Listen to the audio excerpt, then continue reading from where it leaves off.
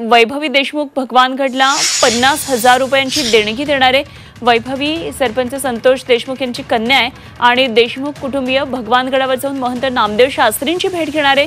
नामदेव शास्त्रींची भेट घेऊन संतोष देशमुख हत्या प्रकरणाचे पुरावे सादर करणार आहे।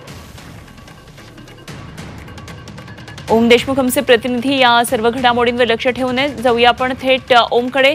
ओम, एक महत्त्वाची बातमी, देशमुख कुटुंबीय नामदेव शास्त्रींची भेट घेण्यासाठी भगवानगडकडे आज येतात आणि वैभवी देशमुख 50,000ची देणगीही देणार असल्याचं कळतंय आणि त्याचप्रमाणे नामदेव शास्त्रींची भेट घेऊन संतोष देशमुख हत्या प्रकरणाचे पुरावे सादर करणार असंही कळते। काय काय नेमके तपशील आहेत? अनुपमा, खरं तर नामदेव शास्त्री यांनी झी 24 तासला जी एक्सक्लुझिव्ह मुलाखत दिली होती त्यामध्ये त्यांनी देशमुख कुटुंबियांच्या दोन्ही मुलांचा शैक्षणिक खर्च आपण उचलणार असल्याचं म्हटलं होतं।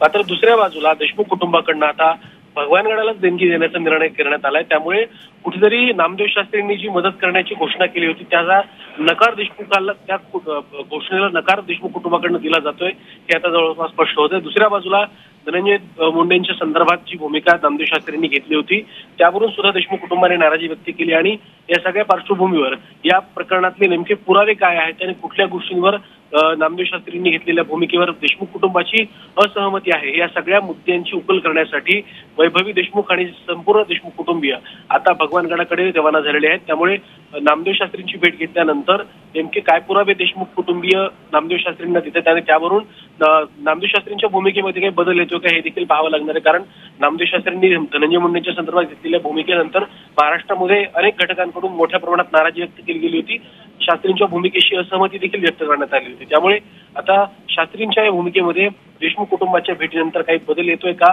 आणि या सगळ्या संदर्भात पुरावे सादर केल्यानंतर शास्त्रींचं नेमकं म्हणणं काय हे देखील पाहणं तितकंच महत्त्वाचं असेल। निश्चितच, अगदी ओम, जरूर या सर्व घडामोडींवर लक्ष ठेवून राहा, वेळोवेळी अपडेट्स आपल्याकडून जाणून घेत राहू। ओम देशमुख आमचे प्रतिनिधी आपल्याबरोबर होते। त्यामुळे नामदेव शास्त्रींबरोबरच्या भेटीनंतर काय नेमकी देशमुख कुटुंबियांची प्रतिक्रिया असणार आहे याकडे आपलं आता लक्ष असेल।